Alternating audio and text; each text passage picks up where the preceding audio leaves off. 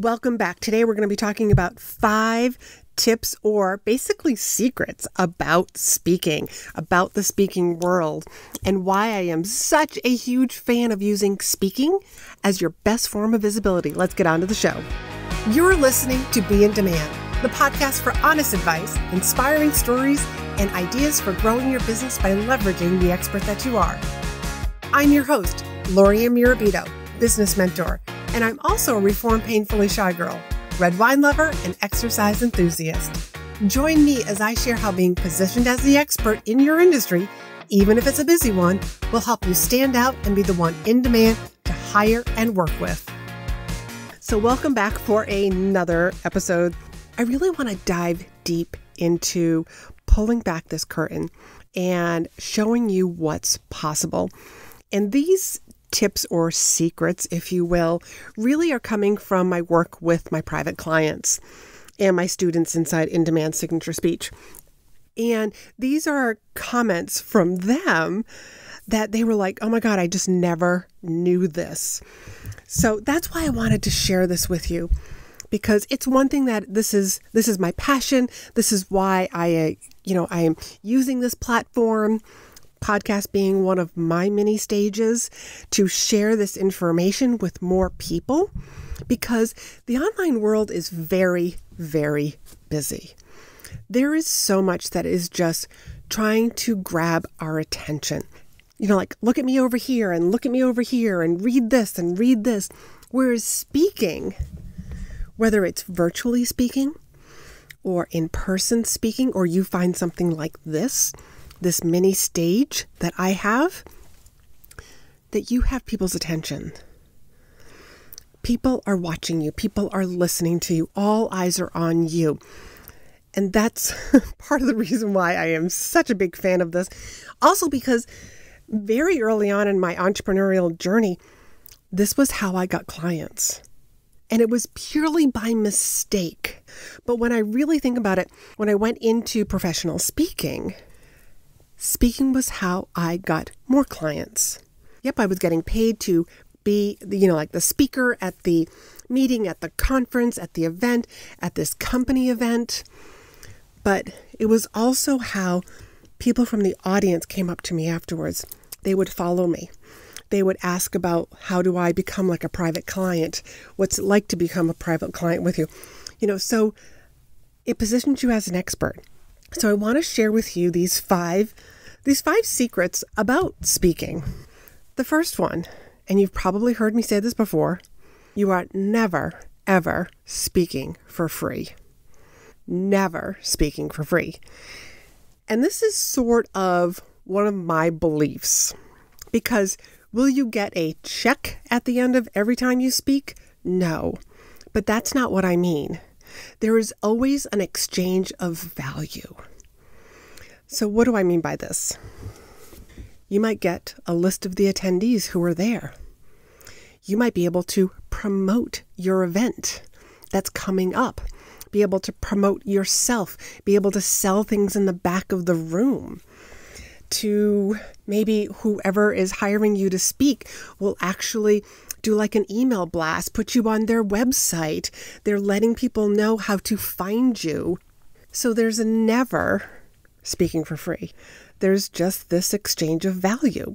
And to be able to come up with that value. And this is part of the reason why I am also a very big advocate for having some sort of a speaker contract, speaker agreement, even when you are not getting a check paid monetary at the end of an event. But even when you are getting a check, you still want to have that contract. But let's just talk more about I'm not getting a check for this event. That way in your agreement with them, and I do have copies of agreements that I share with my private clients so that they don't have to go through that expense of going through a lawyer to draft one up. I list out that exchange of value. So for example, not only may it be a list of attendees, the people who had signed up for the event, but maybe also a testimonial. That whoever is bringing you in, they agree to give you a testimonial. So that's just one of those things, because then you get to use that testimonial in your marketing, on your website. Here's some client love, being able to share that. That's social proof. So that was the first one, that you're never speaking for free. There's always an exchange of value. Number 2, and this number came from before this unique global situation that we had a few years ago. There's 7,500 meetings and conferences that are happening every single day. Every single day. And that number is just here in the U.S. This number comes from the MPI, which is Meeting Professional International. This is from 2018. That number is here in the U.S. That comes down to 150 opportunities every single day per state. Now, granted, depending on the time of the year, like winter time here in the Northern Hemisphere, there's probably not 150 opportunities in Alaska. But Hawaii and Florida and our warmer states probably have a little bit more than 150 right now, because there are certain conference centers, like in Orlando, for example. 7,500 opportunities. I believe that number is greatly underestimated now. If you are an online entrepreneur, that number is only conferences and meetings. That does not include all the podcasts that you can guest on, all the different masterminds that you can become a guest expert in, all the different Facebook Lives that you could join forces with and speak in private communities, private Facebook groups, memberships. I mean, the list goes on with all the different opportunities that are out there. Not to mention that you can also create your own mini stage. And I keep talking about podcasting as being a mini stage, but you might find that Instagram is a great mini stage for you. Facebook, LinkedIn, Clubhouse. There are so many different mini stages that are out there. You get to decide. And I am a huge advocate of speaking needs to blend with your personality and also your business model. And on top of that, divided by your lifestyle. Because you might have small children. And if you have small children who are, let's just say they're in school, well, then you may be saying to yourself, I only have from like 9 to 3 to work on my business. Maybe if it's even shorter because you have to drive them to school. You have to pick them up from school. So not only is your window shorter, but you may need more spontaneity. So that's why maybe doing Instagram stories is going to become your mini stage, your platform that blends with your business model and also your personality and lifestyle. Number 3, no experience is required to get started. And I know that should be like, oh, thank goodness. But also at the same time, you're probably like, yeah, but I don't know what I'm doing, which happens to a lot of my clients that I work with. As a matter of fact, a lot of my clients that come to work with me, they've never spoken before. But after working together and crafting a presentation and giving them speaking tips that make them look like a pro, they unanimously always tell me after their very first presentation, because I will always ask them, were you nervous? No. Why not? And they always answer me with, I felt like I had 5 years of experience by the time I got up there to speak because of the work that we did together. So the work that I do with my clients is not just the speech itself, is not just speaking tips. I mean, I'm working internally with my clients. They are stepping into becoming a different version of themselves. They are stepping into being that speaker. They are stepping into being that person who shares their voice. So no experience is required. So with that, if you don't have any experience, don't expect to be jumping onto those giant stages. Unless, of course, you know somebody. However, there are lots of big conferences that are looking for breakout speakers. There are lots of local events that are happening. And that's why I'm such a big advocate of start with your warm market. Who do you know that is looking for speakers? What conferences and events and networking groups that have speakers that you already attend? What associations are you a member of? Start with your warm market. And the reason why I say start with your warm market is because these people already know you, already like you, are already supporting you anyways, and probably are like, wow, I didn't know that you were speaking. I would have asked you months ago. So sometimes we really have to let people know that we're available to talk on this topic, or give them a couple of topics. What's your area of expertise? That's what you want to be sharing with people. So start local and then grow from there. Number 4, to get rebooked, referred, remembered, you gotta be good on the platform. So here's my big piece of advice. Do not wing it. That is the worst strategy, because when you wing it, nervousness shows up. And you feel nervous about, oh my God, like what you're going to say. And then you may sound very two-dimensional, very flat. There's no personality that's showing up because you're speaking with fear as your co-pilot. So I want you to get really good on the platform. And that's why I work with clients one-on-one. One of my superpowers is crafting words together. My clients will come to me with this story, and I'm really good at, we don't need that detail. We don't need that detail. And how to really say things so that it has impact. So you want to be good on the platform. And this goes right back to number 3, where I was saying no experience is required, and how my clients actually they just feel like they have 5 years of experience. Can you imagine what that does to somebody's confidence? And that's what your clients are hiring. They are hiring your confidence. So if you can step into being that amazing speaker, that confident speaker, that confident communicator, you are going to draw in the right people.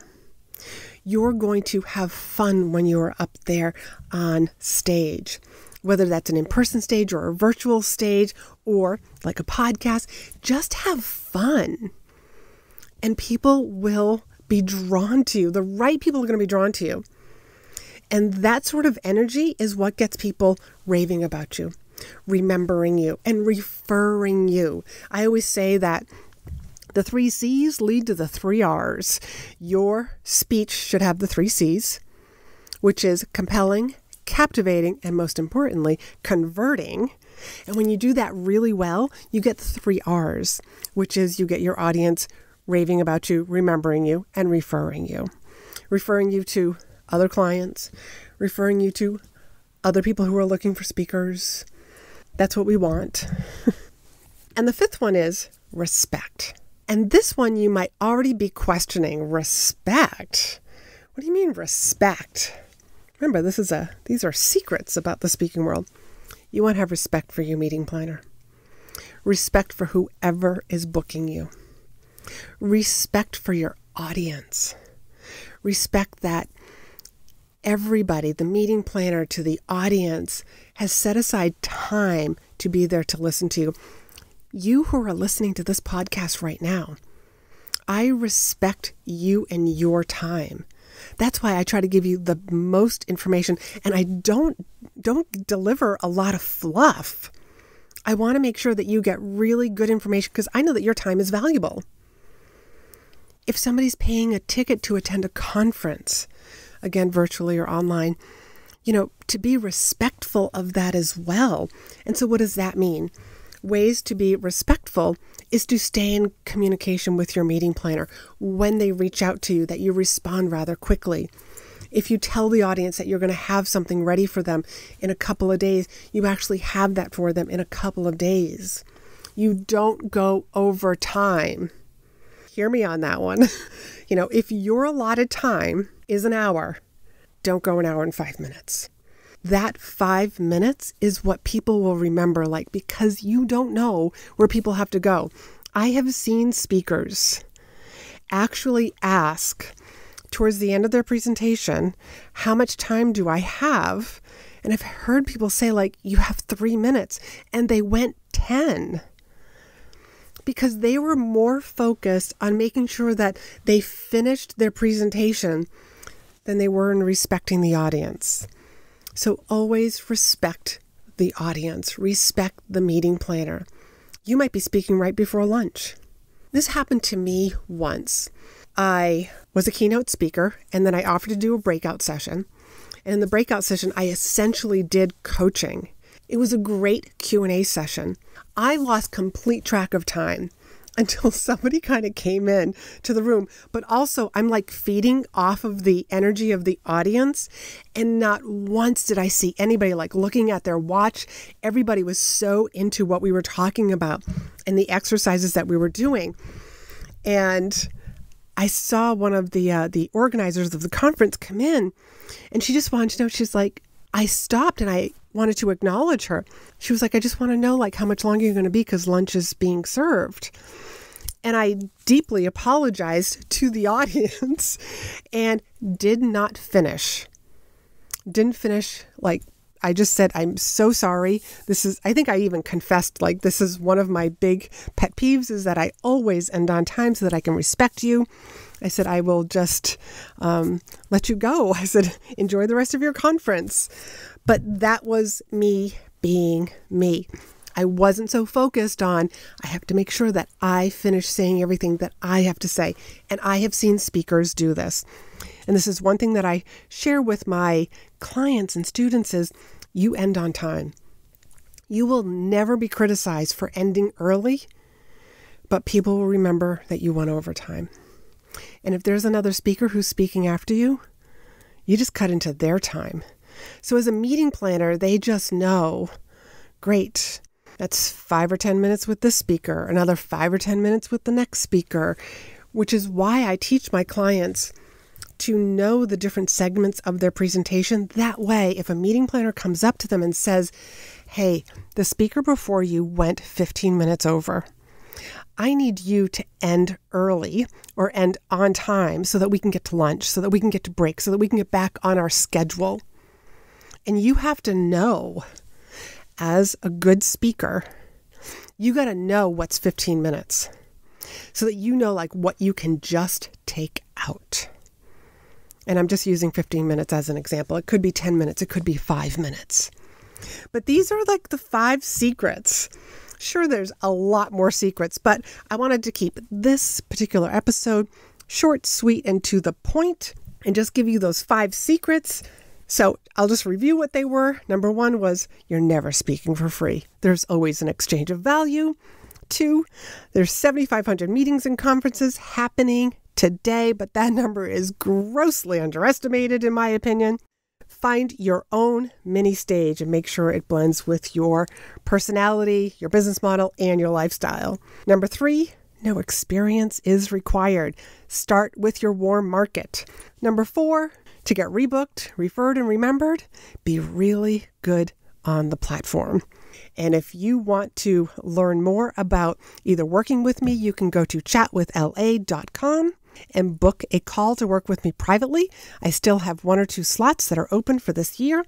And if you want to learn more about the group program, In Demand Signature Speech, you can go to speakandstandout.com/SS for signature speech.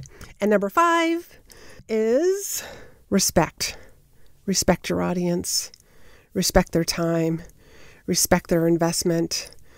Same thing with the meeting planners. So until next time, I hope that you are having a fabulous day, and I want you to be in demand. Thanks for hanging out with me.